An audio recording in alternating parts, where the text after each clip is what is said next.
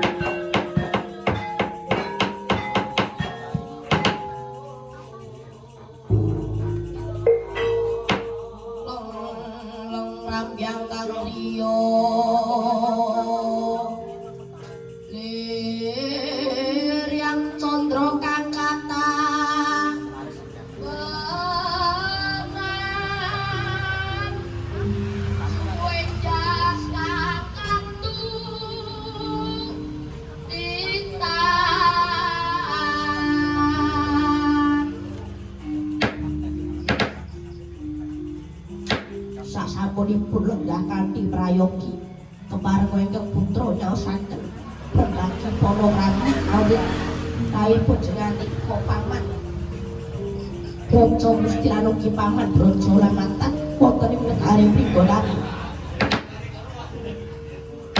awit saking pamujinipun angger Prabu Anom Rimbyat Mojo kasengguh pangayomaning Jawata ingkang linangku lampah Widodо ramboten manggih alaras tunggal menapa kejawi punika puja bratanipun paman sayogya ngatur kersanipun anggen Prabu Anom Gatotkaca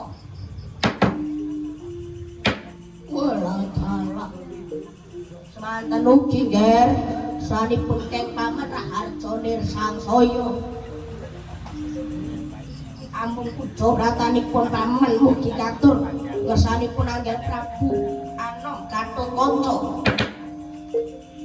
sanget anggen kula nampi puja bratanipun paman kekalih pikalenggan punika paman kekalih terus pun rawuh wonten ing negari Pringgodani awit putra ngadhahi pitajengan bangun negari Pringgodani awit kathah wangunan Praja Pringgodani ingkang sampun risak awit bawanipun paprangan pramila saking punika ingkang putra nyuwun pamanggih tanugi paning kuyungipun para pepunden ing Pringgodani kalebet paman kekalih lekasing anggen Prabu Anom menika tumuju kabecikan tumrap Pringgondani. Para sesepuh kula kinten sami sadaran sami sarujuk. Murih raharjaning negari. Kasihan paman. Nanging taksih enten damel cuaning tunggalih. Menapa menika nggih? Paman Brajendra taksih dereng nuwun manunggal dhateng para punden. Sanesipun pinaka sesepuh ing Pringgondani paman.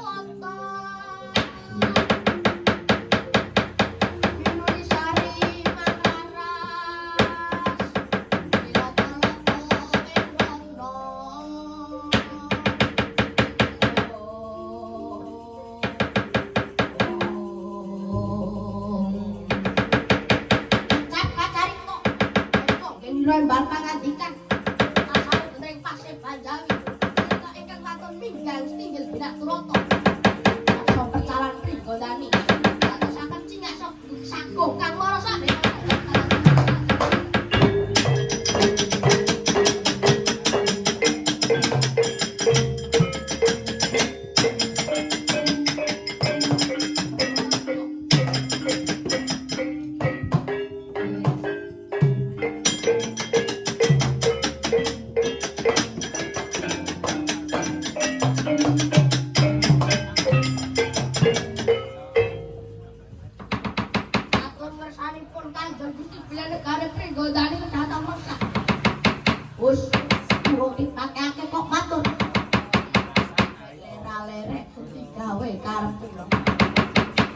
sira iku sapa lan ana apa? Saderengipun kula nyosaken sembah. Rekti kula Gusti.